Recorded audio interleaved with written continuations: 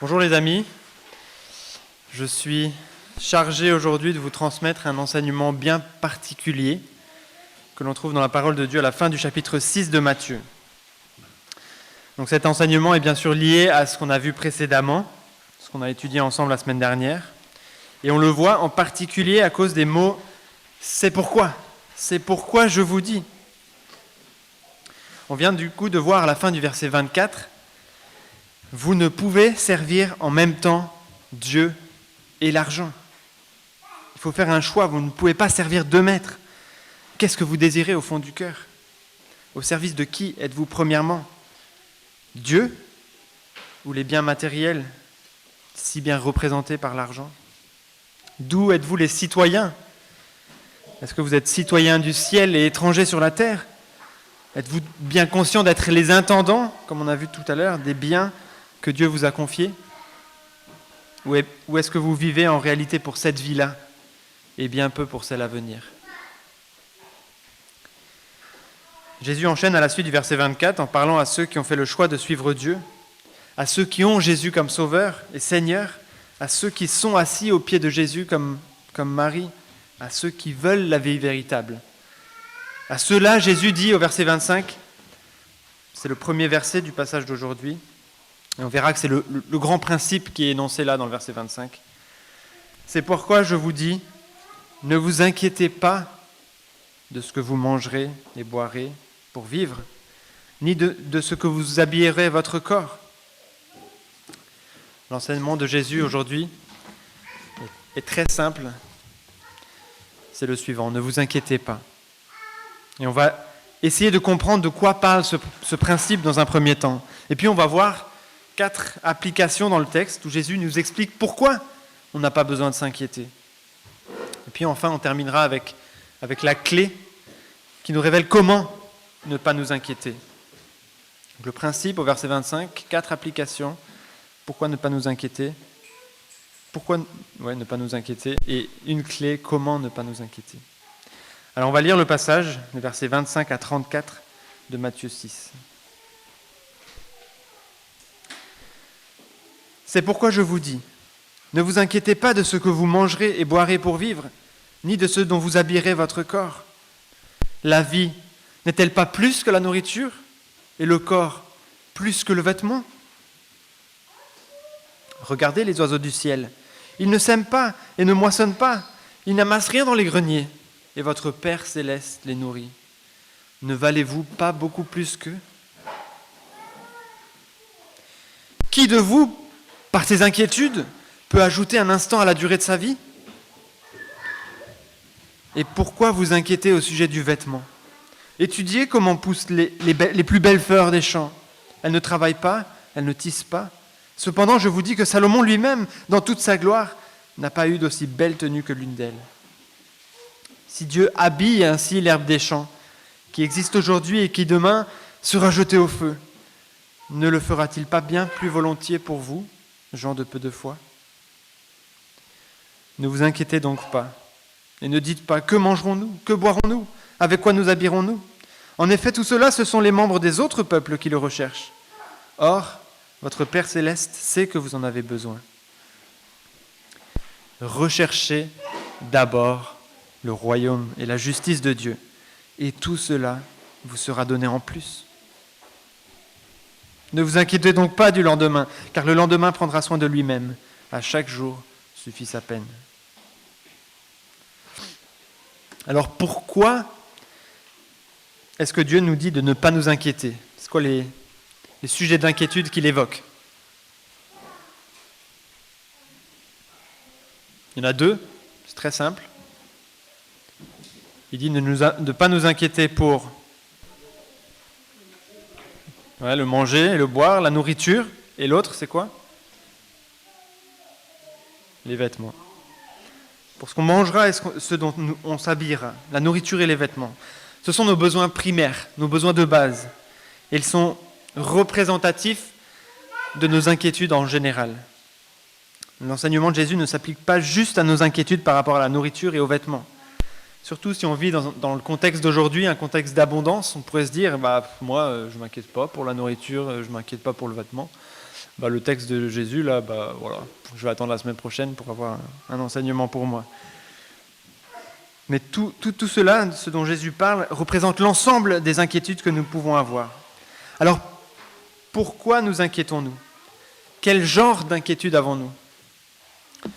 On peut s'inquiéter, par exemple, pour des tragédies potentielles, des accidents qu'on imagine. Quand mes parents ne rentraient pas à l'heure ou prévue à la maison, parfois je m'imaginais qu'ils avaient fait un accident ou qu'ils avaient été enlevés, ou j'avais l'imagination qui fusait un peu dans toutes les directions. Peut-être vous avez aussi ce genre de choses qui se passent dans votre tête quand votre femme, votre mari, votre enfant prennent trop longtemps à rentrer. Est-ce qu'il lui est arrivé quelque chose ? La police va arriver et va m'annoncer que ça y est, je suis veuve. Ouais, on en arrive parfois à paniquer, à ne plus savoir se raisonner. C'est ridicule, mais parfois c'est difficile de s'en empêcher.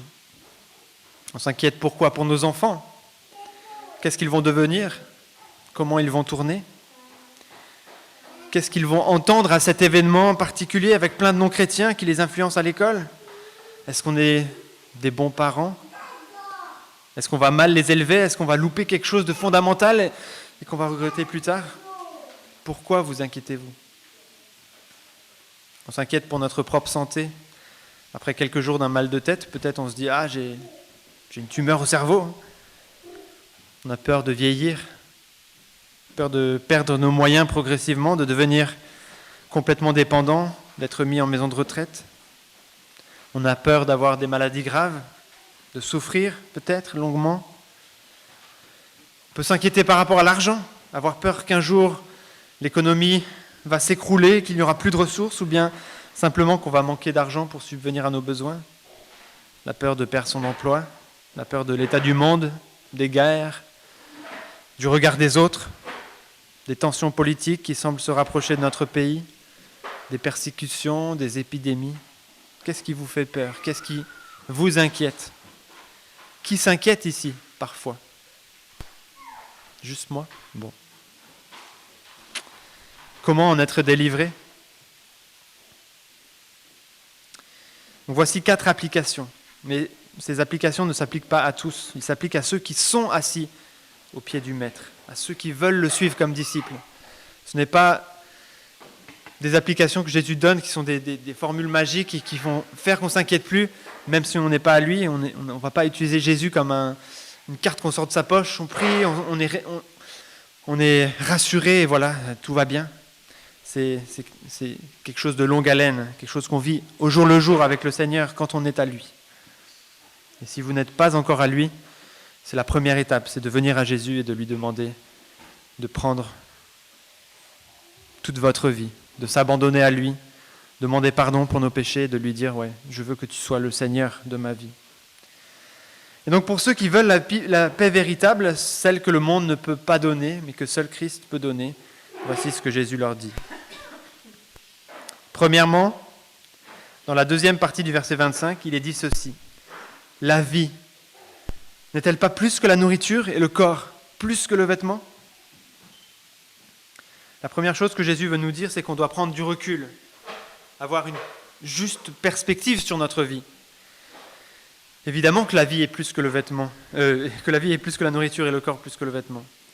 Ce que Jésus voulait nous faire prendre conscience, c'est que les inquiétudes viennent occulter notre vision de la vie. On devient aveugle, on ne voit plus que ça, les difficultés, les problèmes qui nous semblent irrésolubles. Les inquiétudes viennent complètement captiver notre vision du monde et de la vie, la fausser et viennent étouffer notre confiance et notre foi en Dieu. On ne veut pas se laisser bloquer la vue par les inquiétudes.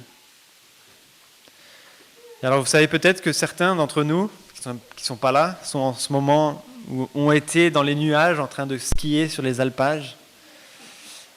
Je parlais de Philippe et Heidi et les enfants. Et peut-être que certains d'entre vous l'ont expérimenté, d'être là-haut, en haut de la montagne et d'être en plein dans un nuage. On ne voit rien.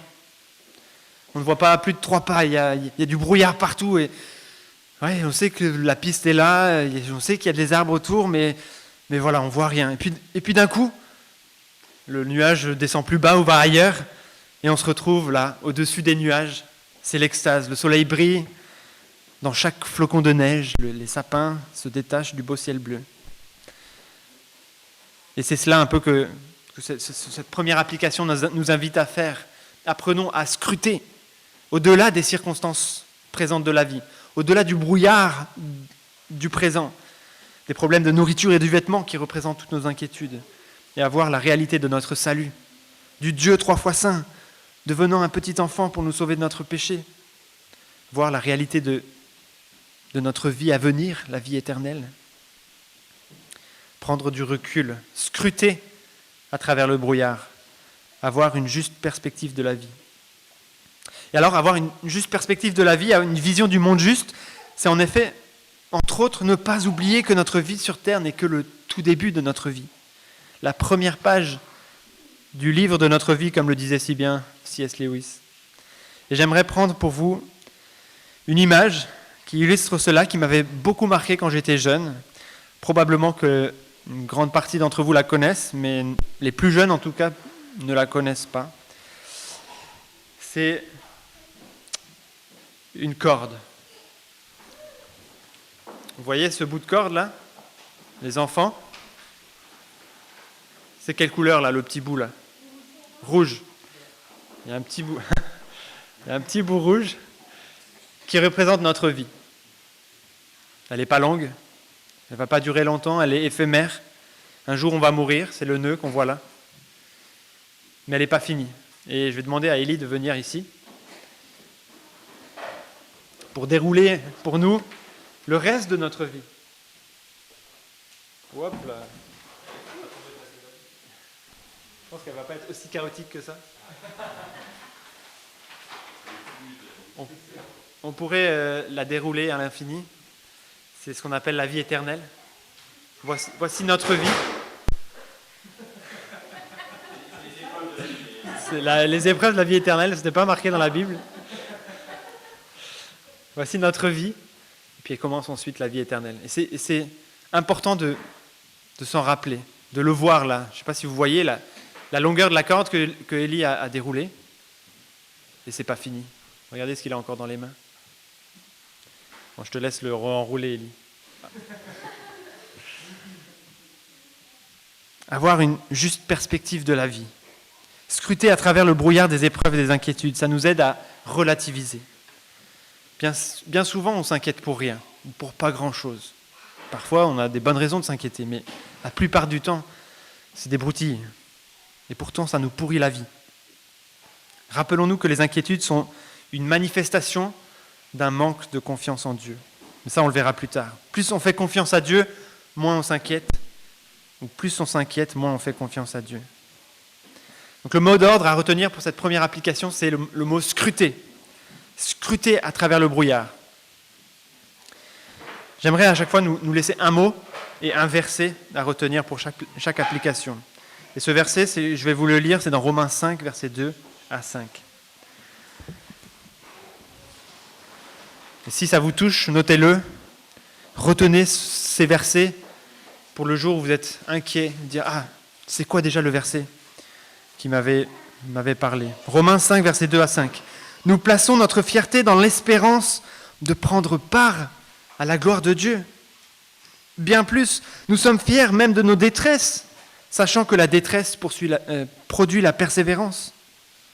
La persévérance, la victoire dans l'épreuve, et la victoire dans l'épreuve, l'espérance. Or, cette espérance ne trompe pas, parce que l'amour de Dieu est déversé dans notre cœur par le Saint-Esprit qui nous a été donné. » Voilà, c'était la première application, scruter à travers le brouillard. Le deuxième enseignement que Jésus nous donne pour nous expliquer pourquoi on ne devrait pas s'inquiéter, c'est un rappel que notre Père prend soin de nous. Et soin, c'est le mot que je veux qu'on puisse retenir. Ils commencent tous avec S. Scruter, soin. Lisons le verset 26. Regardez. Et le mot regarder ici ne nous incite pas simplement à voir, mais à observer et à apprendre de ce qu'on voit. Regardez les oiseaux du ciel. Ils ne sèment pas, ne moissonnent pas, ils n'amassent rien dans les greniers, et votre Père céleste les nourrit. Ne valez-vous pas beaucoup plus qu'eux ? C'est un argument qu'on appelle a fortiori. Je ne connaissais pas ce terme, mais ça veut dire qu'on part d'une réalité déjà établie, en l'occurrence que Dieu s'occupe des oiseaux du ciel, pour montrer, puisque nous valons beaucoup plus qu'eux, c'est sûr que Dieu s'occupe aussi de nous. Si la proposition A est vraie, à combien plus forte raison la proposition B est vraie ? Elle est encore plus vraie. Alors attention, on pourrait se dire que c'est un appel à l'oisiveté. Je peux faire comme les oiseaux, j'arrête de semer, de moissonner, et je vis avec ce que la Providence voudra bien me donner. On n'y est pas du tout. Et d'ailleurs, les oiseaux travaillent. Ils travaillent dur, et Dieu les nourrit à travers le moyen qu'est leur travail. C'est Dieu qui nourrit les oiseaux, mais il utilise pour cela leur travail. Et il nous faut donc voir l'harmonie entre la providence de Dieu et notre activité humaine. Et du coup, l'autre danger, c'est de finir par mettre notre confiance dans les moyens que Dieu utilise plutôt qu'en Dieu lui-même. Dieu utilise l'immense majorité du temps des moyens humains pour subvenir à nos besoins, aux besoins de ses enfants, et même aux besoins de l'ensemble de l'humanité. Il utilise notre travail, notre responsabilité, la générosité autour de nous, l'économie, les dons qu'il nous a donnés pour prendre soin de nous. Mais si on ne réalise pas que c'est Dieu qui fait tout cela, qu'on ne le remercie pas pour ça et qu'on n'apprend pas à se confier en lui, on va mettre notre confiance dans les moyens plutôt qu'en Dieu, dans les dons plutôt que dans le donateur. Ce que Dieu veut, c'est que nous apprenions à dépendre de lui. Il nous a créés dépendants. On a plein de besoins. Besoin de respirer, besoin de dormir, besoin de manger, besoin de relations avec les autres, pour les multiplier. Dieu nous a créés avec des besoins pour qu'il puisse pourvoir à nos besoins et que nous soyons dépendants de lui. Tout ce qu'on a vient de lui. On l'a vu la semaine dernière. On est simplement gestionnaire des biens que Dieu nous a donnés. Et cela doit nous amener à placer notre confiance en lui. Mais quand on ne place pas notre confiance en Dieu, quand on la place en nous-mêmes, c'est là qu'on commence à s'inquiéter. Livré à nous-mêmes, on n'a pas grand-chose à quoi se raccrocher.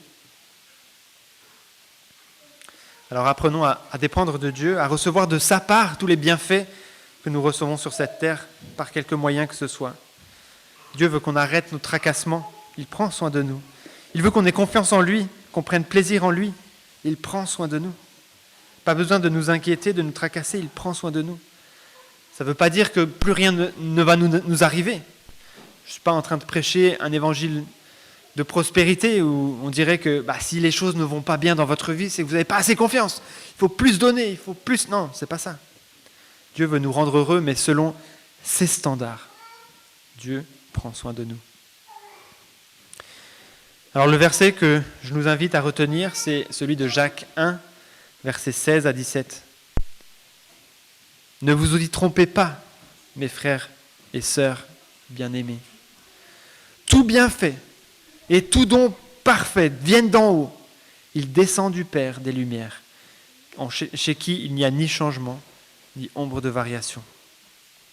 Recevons tout du Père et ayons confiance, il prend soin de nous.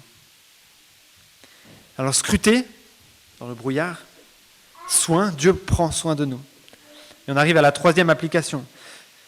C'est de réaliser que les inquiétudes sont stériles, inutiles et même nuisibles. Verset 27. Qui de vous, par ses inquiétudes, peut ajouter un instant à la durée de sa vie ? Les inquiétudes sont au mieux inutiles, au pire nuisibles pour nos vies. On sait très bien que les personnes anxieuses sont plus enclins à avoir des problèmes de santé. Et on pourrait croire que peut-être que se livrer à l'inquiétude va la faire disparaître. Peut-être que si on s'inquiète beaucoup, si on réfléchit beaucoup à nos sujets d'inquiétude, on va voir le bout, on va trouver moyen de s'en sortir. Mais non, c'est comme la convoitise. Est-ce que vous pensez que la personne qui convoite sexuellement et qui se livre à la pornographie épuise sa convoitise et ensuite on est débarrassé ? Non, c'est de pire en pire. Plus on se laisse aller à nos désirs, plus on en veut. Et avec les inquiétudes, j'ai l'impression que c'est un peu la même chose. Ce n'est pas en se laissant aller dans l'inquiétude qu'on va moins s'inquiéter plus tard. L'inquiétude ne change rien à la durée de notre vie, nous dit le texte. Alors que faire pour se débarrasser de l'inquiétude, pour ne pas la garder dans notre vie? Et je pense qu'il faut simplement se décharger sur Dieu. Supplier Dieu de nous en débarrasser. Supplication. Supplier, c'est le mot en S que je veux qu'on retienne pour cette troisième application. Et ça veut dire prier. Se décharger sur Dieu par la prière. Et probablement un des versets préférés de la Bible que j'ai eu le plus l'occasion de méditer, de me rappeler, d'utiliser au jour le jour, c'est un texte dans Philippiens 4, versets 6 et 7, qui parle exactement de cela et qui nous donne la solution. En fait, il y en a deux des passages, et il y a un moyen mémotechnique pour s'en rappeler. Philippiens 4, 6 et 7, et 1 Pierre 5, 6 et 7, qui parlent de la même chose, et qui sont deux passages qui parlent de cela. Philippiens 4, 6 et 7, et 1 Pierre 5, 6 et 7. Je vous lis Philippiens 4. Ne vous inquiétez de rien, mais en toute chose, faites connaître vos besoins à Dieu, par des prières et des supplications, dans une attitude de reconnaissance. Et la paix de Dieu, qui dépasse tout ce que l'on peut comprendre, gardera vos cœurs et vos pensées en Jésus-Christ. Et la paix de Dieu, qui dépasse tout ce qu'on peut comprendre, gardera vos cœurs et vos pensées en Jésus-Christ. Et vraiment, si vous retenez un verset de ce message, j'aimerais que ce soit celui-là. Il est hyper précieux. Méditez-le. Pensez-y quand vous vous inquiétez. Et puis 1 Pierre 5, 6 et 7, c'est « Humiliez-vous donc sous la puissante main de Dieu, afin qu'il vous élève au temps voulu. Déchargez-vous sur lui de tous vos soucis, car lui-même prend soin de vous. » C'est exactement ce qu'on a vu jusqu'à là. Alors, ce n'est pas une formule magique, comme j'ai dit tout à l'heure. On ne va pas juste prier Dieu, lui remettre tous nos soucis, et voilà, ça va disparaître magiquement, et on peut juste continuer notre vie comme avant, et compter sur notre propre force, et chercher nos propres plaisirs. C'est un mode de vie.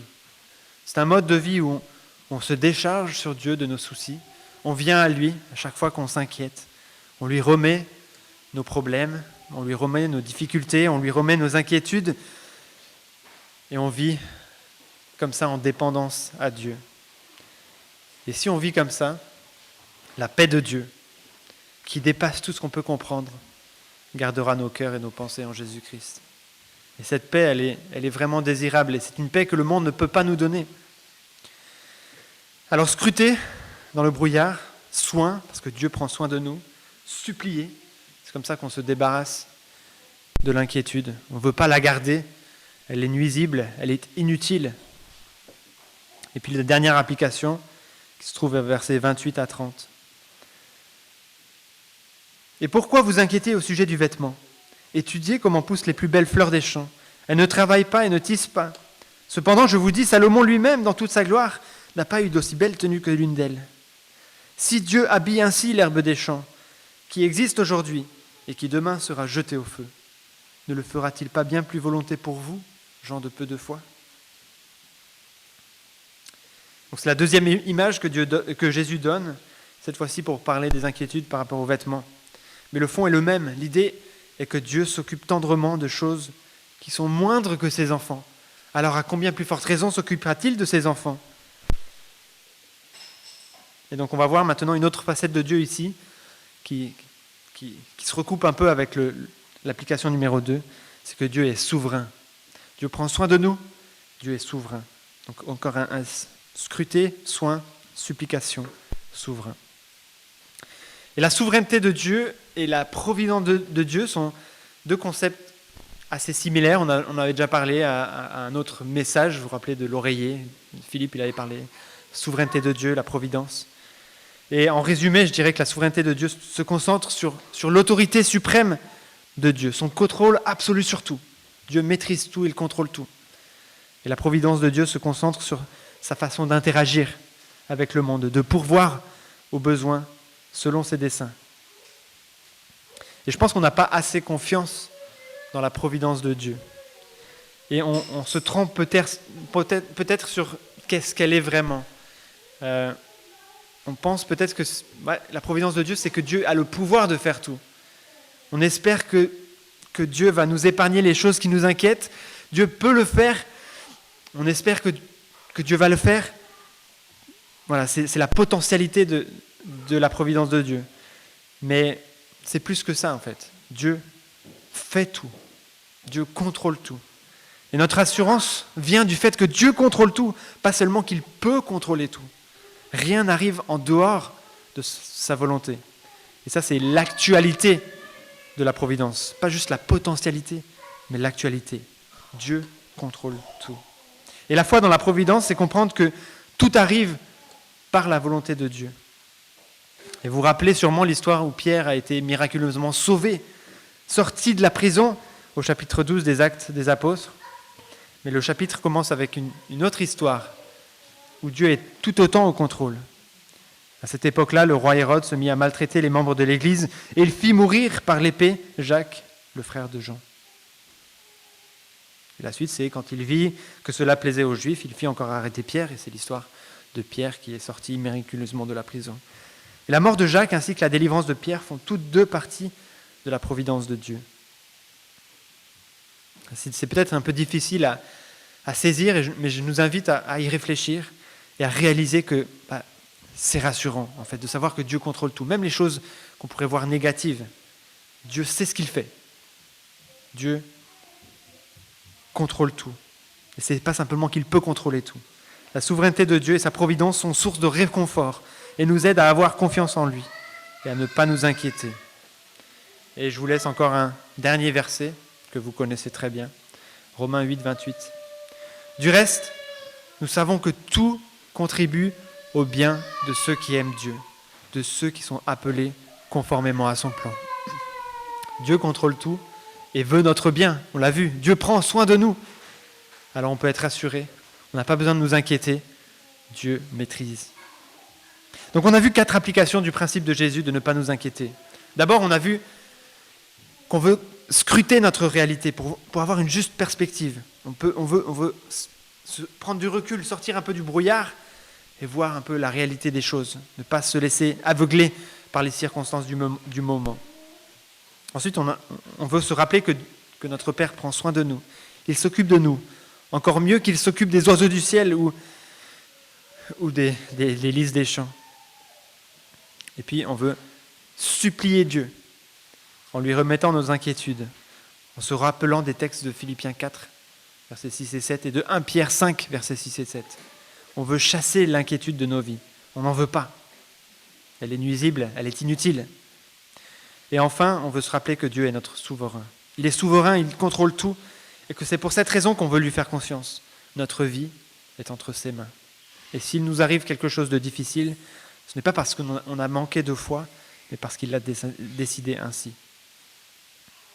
Et alors, on a encore quelques versets à étudier, qui contiennent la clé pour se débarrasser de nos inquiétudes. Ne vous inquiétez donc pas, et ne dites pas « Que mangerons-nous ? Que boirons-nous ? Avec quoi nous habillerons-nous » En effet, tout cela, ce sont les membres des autres peuples qui le recherchent. Or, votre Père céleste sait que vous en avez besoin. Et ça vous rappelle sûrement le texte qu'on avait vu un peu plus tôt dans Matthieu 6, versets 7 et 8. En priant, ne multipliez pas les paroles comme les membres des autres peuples. Ils s'imaginent en effet qu'à force de paroles, ils seront exaucés. Ne les imitez pas, car votre Père sait ce de quoi vous avez besoin avant que vous ne le demandiez. Et le verset 33, c'est là la clé.